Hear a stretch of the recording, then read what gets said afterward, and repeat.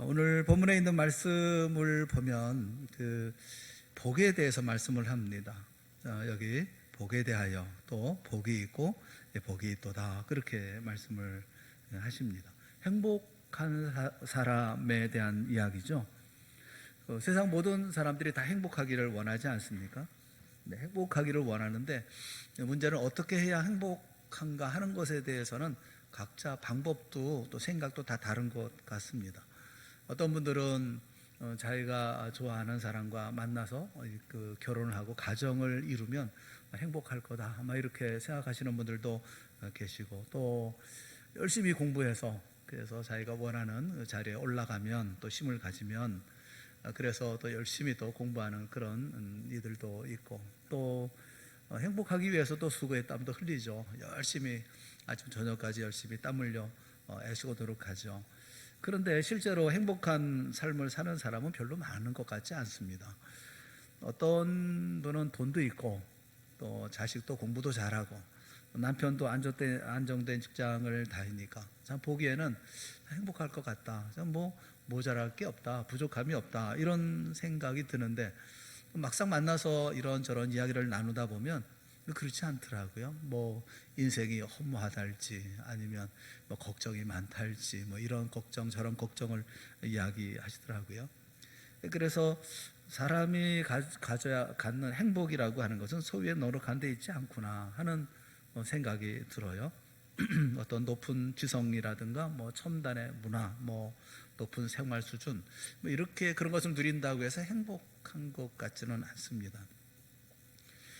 TV에 가끔 그런 거 나오잖아요. 연예인 집들을 이렇게 보여주고 또 이렇게 방문하고 하는 일들이 있는데, 어떤 연예인의 집은 보니까 창문으로 보니까 한강이 내려다 보이더라고요. 한강변에 집이 있어요. 그거 굉장히 비싸겠다, 그런 생각이 드는데, 근사하고 또 그런데 또 살아보는 것도 참 좋겠다, 저런 데 살 수 있으면 좋겠다, 이런 생각이 드는데, 근데 그것도 하루 이틀이지 바쁘게 살다 보면 언제 창밖 풍경 바라보면서 느긋하게 차 한 잔 마시고 그럴 시간이 있겠어요? 그저 열심히 일하다 보면 그런 것을 누리기는 쉽지는 않지 않을까 하는 생각이 들어요. 사실 제가 이사한 집에도 전에는 창문을 열면 벽이 보였어요. 상대 빌라에 벽이 보여가지고 아무것도 보이질 않으니까 창문 밖을 내다볼 일이 없었는데, 여기는 그래도 창문 밖에 길이 보입니다. 조금 한쪽 구석에 길이 보입니다. 차들이 지나가는 것도 보이고 그렇게 좀 보여요. 그래서 창문인데 이제 티테이블을 갖다 놓고 또 의자도 갖다 놨어요. 의자도 갖다 놓고 이제 거기 비까지 내려주면 참 좋죠. 그다음에 또 겨울에 눈이라도 오면 밖에 내다볼 때 좀 근사하지 않을까, 이런 생각, 금상첨화하겠다, 이런 생각이 드는데, 아직까지 차 한 잔 못 마셔봤어요. 거기 내다봐야 되는데, 앉아서 커피라도 마시고 그래야 되는데 그게 잘 안 되더라고요. 우리가 이런저런 이렇게 하면 행복할 것 같다, 저렇게 하면 행복할 것 같다고 하지만 사실은 차려놔도 행복하지도 않을 뿐만 아니라 또 행복을 누릴 수 있는 시간도 많지 않은 것 같아요. 온도에도 보면 실제 온도가 있고 체감 온도가 있잖아요. 그처럼 행복에도 체감 행복이라는 게 있습니다. 특히 이제 추운 겨울날 같은 경우에 실제 온도하고 체감 온도가 다를 때가 많지 않습니까? 실제 온도는 영하 1, 2도 정도 되는데 바람이 세차게 부는 날은 체감 온도는 영하 10도쯤 되는 추위가 느껴지는 이런 것처럼 행복도 마찬가지라는 생각이 들어요. 우리가 객관적으로 저분은 참 돈도 있고 권력도 있고 많이 배우고 좋은 환경에서 사니까 행복할 거다라고 생각하지만, 그러나 어찌 보면 그보다 좀 못한 사람, 열악한 환경에서 사는 사람이 또 행복을 느낄 수도 있어요. 체감 행복이라고 하는 것은 실제 행복하고는 다르다는 생각이 들어요. 실제로 독일의 슈피겔지가 세계 여러 나라의 행복 체감도를 조사해서 발표한 적이 있습니다. 놀라운 것은 재해라든가 분쟁이라든가 세계에서 가장 가난하다고 불려지는 그런 방글라데시가 당당히 세계 제1위에 올랐죠. 행복 지수에 있어서, 체감도에 있어서 제일 높은 나라 백성들이 이 방글라데시다 라는 거예요. 이게 독특하고 그 뭐 무슨 특별한 철학이 있는가? 그렇지 않습니다. 또 놀라운 것은 뭐 나이지리아라든가 뭐 인도라든가 뭐 대체로 잘 살지 못하는 나라들이 상위권에 속해 있어요. 반면에 돈 많고 잘 사는 나라, 뭐 이런 나라, 뭐 스위스라든가 독일이라든가 일본 이런 나라는 40위권 밖에 있습니다. 41위부터 46위. 뭐 우리나라는 한 중간 한 23위 정도, 중간에 속해 있어요. 이런 것을 보면 행복이라고 하는 게 무슨 국력에 있는 게 아니고 어떤 문화 수준에 있는 것도 아니고 뭐 어떤 돈에 있는 것도 아니구나 하는 것을 알 수가 있습니다. 행복은 문화와 문명과는 관계가 없습니다. 그 왜 그럴까? 왜 우리는 그렇게 행복이라는 것을 알지 못 이렇게 느끼지를 못할까? 왜냐하면 그런 물질적인 것 가지고 채울 수가 없기 때문에 그렇습니다. 우리 인간은 영적인 존재이기 때문에 그래요. 인간은 동물이 아니에요. 뭐 맛있는 거 준다고 해서 행복하거나 그렇지는 않습니다. 영적인 존재인 우리 인간의 행복은 소유에 있지 않습니다. 뭘 가진다고 해서 그래서 행복해지지 않아요. 잠깐은 행복할 수 있겠죠. 내가 무엇을 가지고 있으면 행복할 수 있겠지만 시간이 지나면 또 다 그게 그거인 것이 돼버리고 말잖아요. 인간이 참으로 행복해질 수 있는 비결이 뭘까? 오늘 본문에 보면 여기 복에 대해서 말씀하고 있거든요. 6절에도 사람의 그 의로 여기심을 받는, 하나님께 의로 여기심을 받는 사람의 복에 대하여 다윗이 말한 바, 여기 죄가 가려짐을 받는 사람들은 복이 있고 또 그 죄를 인정하지 아니하실 사람은 복이 있도다, 이렇게 말씀을 하고 있습니다. 로마서는 우리가 잘 알고 있는 것처럼 바울이 로마에 있는 성도들에게 쓴 편지입니다. 바울은 당시에 율법을 지켜 의롭게 되려고 하는 사람들을 향해서 우리의 노력이라든가 뭐 수고라든가 애씀으로 말미암아 우리가 의롭게 될 수가 없다라는 사실을 가르쳐주고 있죠. 로마서의 주제가 이신칭의라고 하지 않습니까? 믿음으로 말미암아 의롭다함을 받는다라는 것이죠. 바울은 로마서 3장에서 우리가 의롭다함을 얻는 것은 율법의 행위에 있는 게 아니다, 믿음으로 되어지는 거다라는 사실을 강조합니다. 그리고 4장에 들어와서 믿음으로 말미암아 의롭다함을 얻은 사람을 예로 들어 설명하면서 그 한 사람을 믿음의 조상 아브라함, 또 한 사람은 이스라엘의 왕이었던 다윗을 들어서 설명을 하고 있어요. 그러니까 이스라엘 사람들에게 제일 존경하고 사모하는 사람이 누구냐라고 얘기하면 주저하지 않고 이 두 사람을 듭니다. 아브라함과 다윗을 들죠. 1절부터 3절에 있는 말씀은 믿음으로 말미암아 아브라함이 의롭다함을 얻었다라는 사실을 말씀을 하고 있어요. 그러니까 의롭다라고 하는 것이 뭐냐? 8절에 말씀하고 있습니다. 주께서 그 죄를 인정하지 아니하실 사람은 복이 있도다 함과 같으니라. 그러니까 분명히 죄인이에요. 죄를 지은 범죄자입니다.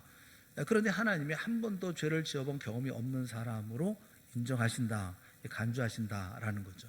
범죄하기 이전에 아담과 하와처럼 전혀 죄와는 상관없는 사람으로 하나님이 간주하시는, 이렇게 하나님이 의롭다고 하시는 이것이 바로 이 행복이다, 이렇게 말씀을 하고 있는 거예요. 이게 뭐가 행복입니까? 뭐 어떤 게 행복이죠? 곰곰 생각해 보면 그 행복이라는 것이 주로 보면 다른 사람들에게 있는 것 같아요. 다른 사람들로부터 인정을 받을 때 그때 행복감을 느끼는 것 같아요. 그래서 자랑들도 많이 하고 자꾸 이렇게 얘기하지 않습니까? 사람들이 훌륭하다, 뭐 대단하다, 놀랍다, 뭐 어쩌면 그럴 수 있느냐, 그러면 우리는 참 행복을 느끼거든요. 어떤 우월감도 느끼고 마음에 이런 기쁨도 있고요. 그러니까 인간이 느끼는 행복이라는 게 참 유치하다, 그리고 또 아주 간단하다는 그런 생각이 들어요. 타인이 칭찬해주고, 뭐 타인이 인정해주고, 뭐 박수치고, 부러워하고, 뭐 이런 것 때문에 열심히 공부하고, 뭐 일하고, 그리고 여자분들은 또 얼굴 열심히 뜯어고치고, 뭐 이렇게 다이어트도 하고, 뭐 그러지 않나 싶어요.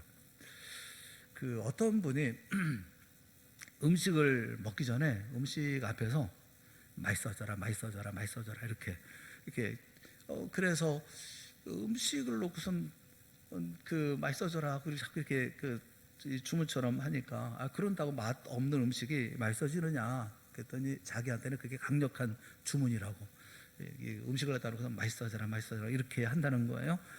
그분 얘기는 맛은 본래 음식 자체에 있는 게 아니라 우리 뇌 속에 있는 것이기 때문에 자기 스스로 이제 자기 최면을 거는 거죠. 이게 맛있는 거야, 맛있는 거야, 맛있어져라. 그러면 이 맛있어진다라는 겁니다. 그분의 이론이 그렇다는 거예요. 행복이라고 하는 게 내가 인정하는 거, 내가 스스로 이제 인정하는 거. 제가 생각해 보면 그런 것들이 다 말장난 아니겠나 하는 생각이 들어요. 저도 뭐 별로 맛볼 줄은 몰라요. 뭐가 맛있는 건지, 뭐가 들어가는지 그건 몰라요. 그렇지만 맛있고 맛없고는 뭐 주문을 걸지 않아도 그냥 압니다. 저도 이게 맛있는 거구나, 이건 맛없는 거구나. 그쯤은 알아요. 사실 스스로 자꾸 이제 행복할 수 있는 게 아니고, 다른 사람이 당신은 행복한 사람이다, 대단한 사람이다 이렇게 인정하는 거, 내가 인정하는 것보다 다른 사람의 인정이 더 중요하고, 하지만 다른 사람의 인정보다 더 중요한 게 뭐냐면 하나님의 인정이죠. 하나님이 인정하시는 그게 행복한 거 아니겠어요? 여기 그 아브라함이 누리는 행복이라는 것은 하나님의 인정을 받는 거죠. 하나님이 그 박수 쳐주고 하나님이 훌륭하다 얘기해주고 하는, 거기에 우리의 행복이 있는 거 아니겠어요? 우리가 누굽니까? 라고 얘기할 때 내가 스스로 나 잘난 맛에 이러는 그거 보면 좀 꼴 같잖아요. 그렇게 보면서 저렇게 눈꼴 사납게 이렇게 생각이 들 수도 있을 터인데, 그게 다른 사람이 다 인정한다 하더라도 그보다 우위에 있는 게 뭡니까? 다른 사람이, 온 세상 사람이 다 인정한다 하더라도 하나님의 인정받는 것만 합니까? 하나님이 인정하시는 거, 하나님의 의인이다 라고 얘기해 주시는 거, 하나님이 이렇게 훌륭하다 이렇게 얘기해 주는 거, 이런 것이 가장 행복한 거 아니겠어요? 아브라함은 자신의 공로라든가 행위로 의인이라 인정을 받지 않았습니다. 1절 2절의 것을 말씀하고 있어요. 1절 2절 말씀을 우리 다 같이 한번 읽어봅시다. 다 같이 시작. 그런즉 육신으로 우리 조상인 아브라함이 무엇을 얻었다 하리요? 만일 아브라함이 행위로 의롭다 하심을 받았으면 자랑할 것이 있으려니와 하나님 앞에서는 없느니라. 여기 보면 육신으로라는 말은 인간의 어떤 조건으로라는 말이죠. 2절의 행위라는 말에는 그 선행으로라는 그런 말입니다. 그러니까 인간의 어떤 조건이나 공로나 선행이나 이런 것으로 구원받은 것이 결코 아니다라는 겁니다. 그럼 무엇으로 의롭다함을 받았습니까? 어떤 사람이 하나님 앞에 한 번도 죄를 짓지 않은 사람처럼 인정을 받을 수가 있습니까? 3절 말씀을 보세요. 3절 다 같이 보겠습니다. 시작. 성경이 무엇을 말하느냐? 아브라함이 하나님을 믿음에 그것이 그에게 의로 여겨진 바 되었느니라. 아브라함이 의롭다함을 얻게 된 것은 육신적으로 자랑할 것이 있다거나 그의 행위로 의롭다함을 얻은 것이 아니라 아브라함이 하나님을 믿음에 그것이 그에게 의로 여겨진 바 되었다라고 말씀을 합니다. 아브라함이 하나님을 믿었다는 것은 구체적으로 실제적으로 무엇을 말하는 겁니까? 그것은 하나님의 약속을 믿은 거죠. 하나님을 믿었다는 것은 하나님의 말씀을 믿었다는 것이고, 하나님의 약속의 말씀을 믿었다라는 거 아니겠어요? 갈대아 우르를 떠난 아브라함이 약속의 땅 가나안에 들어왔지만 그에게는 자식이 하나도 없었습니다. 어느 날 하나님이 아브라함을 밖으로 불러내셨죠. 그리고 말씀하셨습니다. 하늘로 우러러 무뼈를 셀 수 있나 보라. 그러면서 네 자손이 이와 같으리라. 믿을 수 없는 그런 말씀이에요. 자식이 하나도 없고 자신은 자식을 낳을 수 있는 나이도 아니고 이렇게 많은 자손이 생겨난다는 사실을 믿을 수 없죠. 그런데 아브라함은 그 약속을 믿었다. 창세기 15장 6절에 보면 아브라함이 여호와를 믿으니 여호와께서 이를 그의 의로 여기시고 그렇게 말씀을 하고 있어요. 그러니까 하나님이 아브라함을 의롭다고 여기신 것은 아브라함이 하나님의 약속을 믿었기 때문이다. 그렇게 말씀하고 있습니다. 이 약속은 메시아에 관한 약속이죠. 하나님이 내가 너로 큰 민족을 이루게 할 것이고 그 새 민족의 아버지가 될 것이고 지구상의 모든 민족들이 내 씨로 말미암아 복을 받으리라 라는 겁니다. 하나님이 아브라함에게 주었던 약속 모두 메시아와 관련된 그런 약속이죠. 다시 말하면 예수 그리스도에 관한 약속이죠. 앞으로 예수 그리스도 메시아가 너의 후손으로 올 것인데, 그런데 그 메시아로 말미암아 지구상의 모든 민족들이 복을 받게 될 것이다. 이 복을 받게 된다는 말은 구원을 받게 될 것이다. 그런 말씀이죠. 그러니까 지구상의 모든 민족들이 예수를 믿음으로 말미암아 구원을 받게 될 것이다. 그리고 예수를 믿음으로 구원 얻을 사람이 하늘에 빛나는 별처럼 많을 것이다. 그러니까 아직 예수 그리스도가 오시기 전이었지만 아브라함은 이것을 예수 그리스도가 메시아가 나실 것에 대해서 알고 믿었다라는 거죠. 요한복음 8장 56절에도 이런 말씀이 있죠. 너희 조상 아브라함은 나의 때에 볼 것을 즐거워하다가 보고 기뻐하였느니라. 예수님께서 말씀하시잖아요. 아브라함은 메시아이신 예수님이 이 세상에 오실 것을 내다보고 기뻐했고 또 즐거워하다가 보고 기뻐했다. 이렇게 말씀을 하셨죠. 그러니까 아브라함이 의롭다함을 얻게 된 것은 자신의 어떤 선행이라든가 뭐 공로 때문이 아니에요. 장차 오실 메시아에 대한 약속, 그것을 믿었기 때문에 의롭다함을 얻었다, 이렇게 말씀을 하고 있는 거죠. 하나님 앞에서 의인이 되는 거, 하나님 앞에 행복을 이룰 수 있는 것은 예수 그리스도를 믿는 믿음, 또 그리고 그 예수님으로 말미암아 우리에게 주어진 약속을 믿는 믿음, 그 믿음이 우리로 하여금 하나님 앞에 의로 인정을 받게 하고, 그 다음에 또 우리가 행복한 사람이 되게 하는 그런 길이라는 것을 우리에게 말씀해 주고 있죠. 사실 예수님을 믿는 것 외에 다른 방법으로는 의로움을 얻을 수 있는 방법이 없지 않습니까? 생각해 보면 그 선한 행위를 통해서 구원을 얻으려고 하는 어떤 종교적인 본능을 가지고 있는 그 우리 인간들의 입장에서 보면 이런 것은 잘 이해가 안 되죠. 어떤 것도 아무것도 하지 아니하고 그냥 믿는 것만 가지고 의롭다함을 얻는다. 뭐 예를 들어서 뭐 1000번 뭐 새벽 기도를 드려라 라든지, 아니면 뭐 누구 뭐 한 100명을 너 책임져라, 뭐 그리하면 내가 의롭게 되리라, 뭐 이렇게 하면 이해가 쉽지 않겠어요? 저는 그 불교에 보면 3000배 뭐 이런 거 있잖아요. 언젠가 이게 인터넷 기사를 보다가 불교 어떤 그 기사가 올라왔는데, 그 기사 제목이 뭐냐면 3000배를 하고 나니 정말 뿌듯하다, 이런 제목이 있더라고요. 3000배를 하고 나니까 뿌듯하대요. 어떻게 절을 하는 건가? 저는 이제 절하는 법이 있죠. 절하는 법 아세요? 그 절하는 법이 있더라고요. 먼저 이 합장부터 먼저 하죠. 합장할 때 엄지손가락 부위가 가슴 앞에 주먹 하나 사이로 위치해야 하게 해야 된다는 거예요. 손가락을 이제 가지런히 합해서 똑바로 이제 세우고, 그리고 반배를 한 후에 무릎을 굽히고 허리를 숙이면서 오른손을 먼저 바닥에 댄대요. 이때 왼손도 비슷하게 따라 내려가야 된답니다. 그 다음에 이마를 땅에 대고 두 손바닥은 뒤집어서 귀 밑에 댄다는 거예요. 그리고 일어설 때는 왼손을 먼저 바닥에서 떼고 오른손은 연달아 떼면서 일어나서 다시 합장 자세로 돌아간다. 이게 한 번 절하는 거죠. 이해하셨어요? 뭐 이해하면 뭐래요? 뭐 하지도 않을 건데. 한번 그냥 봤어요. 그 법이 있더라고요. 절할 때도 이렇게 3000번을 해야 된다는 거죠. 이게 3000번을 하려니 얼마나 힘들게, 아무렇게나 막 하는 게 아니고 이 법이 있더라고요. 이게 합장하고 이제 차근차근 뭐 이렇게 하나 하는 것이 있는데, 그러니 3000번을 하고 나니까 뿌듯하죠. 뭔가 한 것 같죠. 우리도 그런 게 좀 있었으면 좋겠다는 생각이 들어요. 그런데 교회는 그런 거 없습니다. 뭐 기도할 때 뭐 이렇게 손을 뭐 이렇게 모아서 해라, 뭐 깍지 끼고 해라, 뭐 그런 게 없잖아요. 오른손이 위, 뭐 왼손이 아래, 뭐 이런 거 없잖아요.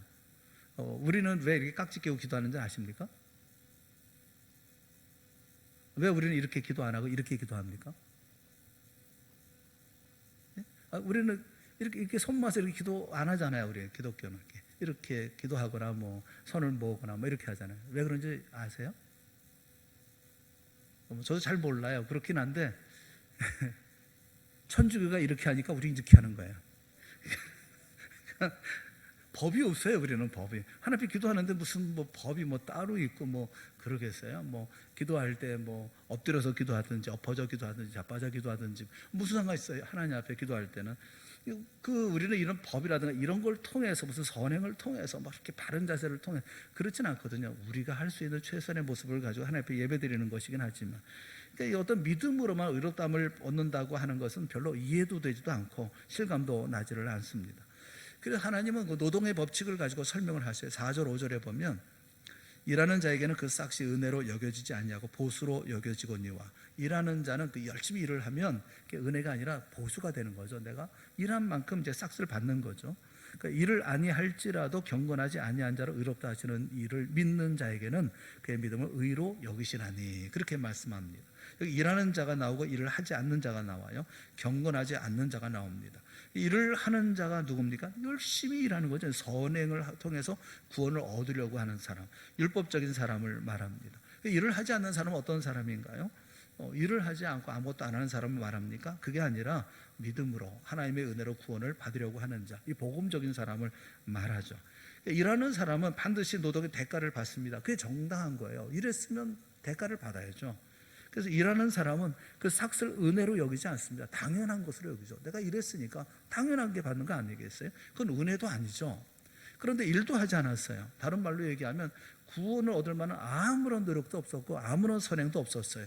그런데 공짜로 대가를 받았다면 그 은혜죠. 뭐가 은혜입니까? 일한 것도 없고 경건하지도 않고 오직 한 가지, 예수를 믿었다는 그 한 가지 사실 때문에 그 믿음을 의로 여기셔서 의롭다함을 얻게 되었다, 이렇게 말씀하고 있는 거예요. 바울은 너희가 그 은혜로 인하여 믿음으로 말미암아 구원을 받았나니 이것은 너희에게서 난 것이 아니요 하나님의 선물이라. 행위에서 난 것이 아니니 이는 누구든지 자랑하지 못하게 함이라, 이렇게 말씀을 해요. 여러분, 어떤 선행이나 공로로 의롭다함을 얻게 되었다라고 생각해 보세요. 얼마나 굉장하겠습니까?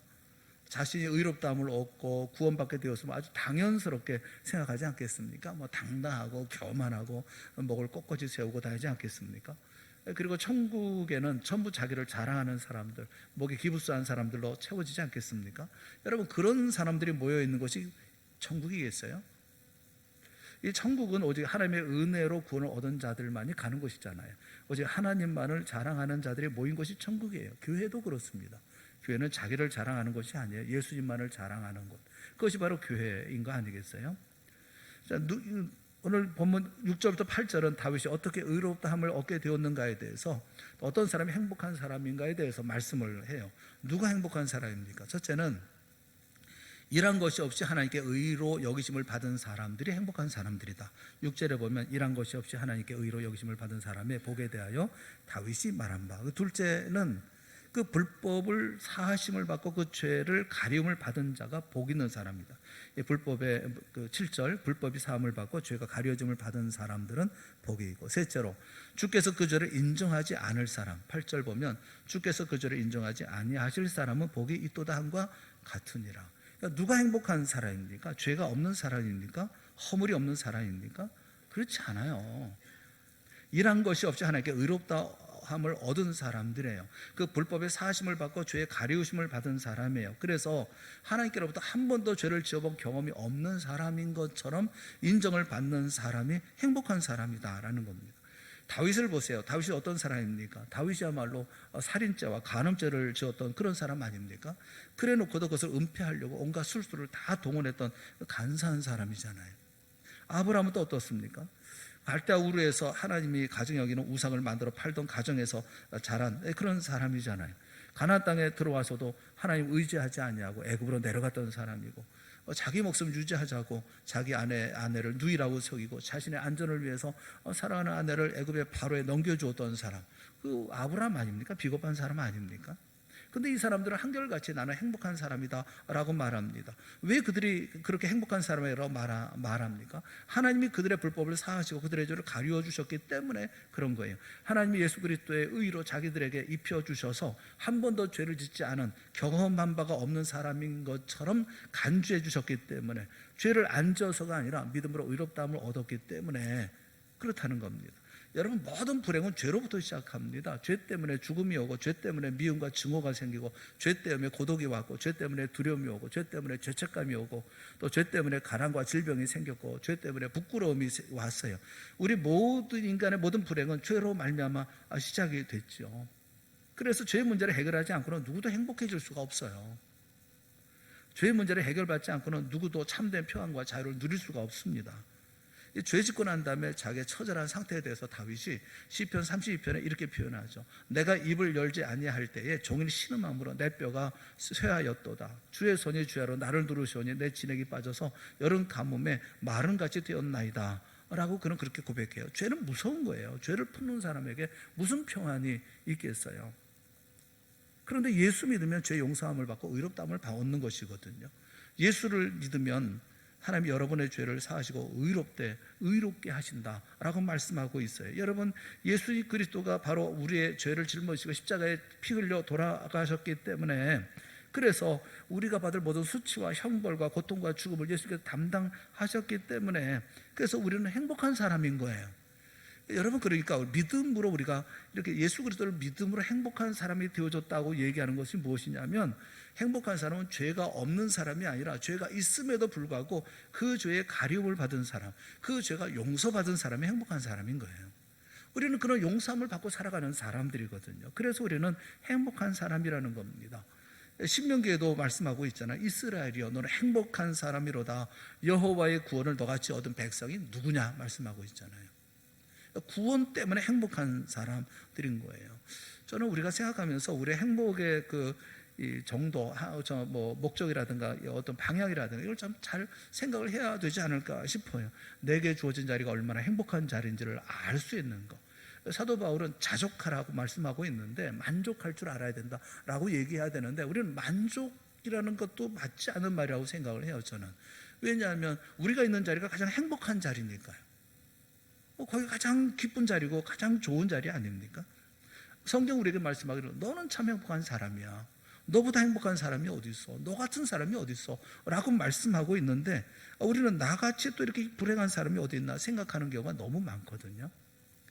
오늘 말씀을 통해서 우리가 보려고 하는 것은 우리야말로 가장 행복한 사람이라는 사실을 꼭 인식하라는 겁니다. 내가 믿음으로 말미암아 하나님을 믿음으로 예수 그리스도를 믿음으로 주께서 십자가 위에서 나의 죄를 위해서 나 죽으시고 그래서 모든 죄를 다 해결해 주셔서 모든 죄책과 모든 죄로부터 해방되게 하여 주셨고 아무 죄도 없는 사람처럼 인정해 주셨다는 그 자체가 얼마나 귀한 복인지 얼마나 행복한 것인지 우리가 알아야 된다라는 거죠. 아브라함이 이 행복을 누렸다는 것이고 다윗이 이 행복을 누리며 살았다는 거 아닙니까?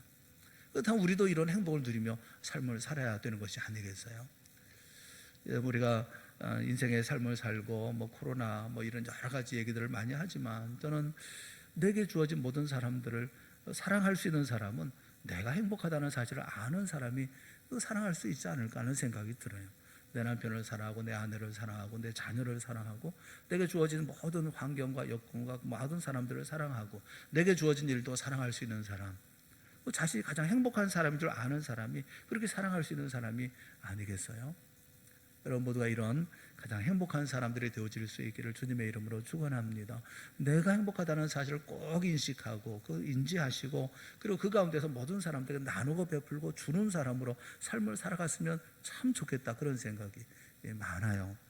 아브라함이 그다음에 다윗이 또 사도 바울이 그렇게 자신의 자리 가운데서 어떤 어려운 가운데서도 행복을 누리고 기쁨을 누리고 또 주어진 모든 소명을 최선을 다해 생명을 걸고 감당했던 것처럼 우리도 그런 믿음의 삶을 살았으면 참 좋겠습니다. 단 하나, 예수님께서 나를 위해 십자가에 죽으셨다는 사실을 믿는 그 믿음 하나 때문에 나는 얼마나 행복한 사람으로 하나님께 인정을 받고 있고 얼마나 행복한 자리 가운데 내가 있는가 하는 것을 아는 우리 모두가 됐으면 참 좋겠습니다. 그런 믿음을 가지고 이 땅의 삶을 이기고 승리하는 삶으로 살아가는 우리 동산의 모든 성도들이 다 되어질 수 있기를 주님의 이름으로 축원합니다. 우리 함께 기도하겠습니다. 사랑하는 하나님 아버지, 우리에게 은총을 베풀어 주시고 은혜를 더하여 주시옵시며 그래서 우리가 얼마나 행복한 사람인지 얼마나 주의 사랑을 받고 있는 사람인지 또 주님께서 얼마나 나를 귀하게 여기시는지를 다시 한번 기억하는 우리 모두가 되게 하여 주시옵소서. 모자라는 것을 생각하며 또 내가 누리지 못하는 것을 바라며 행복하지 않다고 말하는 어리석은 세상 사람들 중에 하나처럼 행동하는 우리가 되지 않게 하여 주시옵시고 또 기쁨으로 감사함으로 주어진 모든 소명을 잘 감당해 나아가는 믿음의 용사들, 하나님의 자녀들 또 주의 백성들이 되어지고 또 하나님께서 기뻐하실 만한 예수 그리스도의 제자들의 삶을 살아가는 저희 모두가 되게 하여 주시옵소서. 예수님의 이름으로 간절히 기도드리옵나이다. 아멘. 우리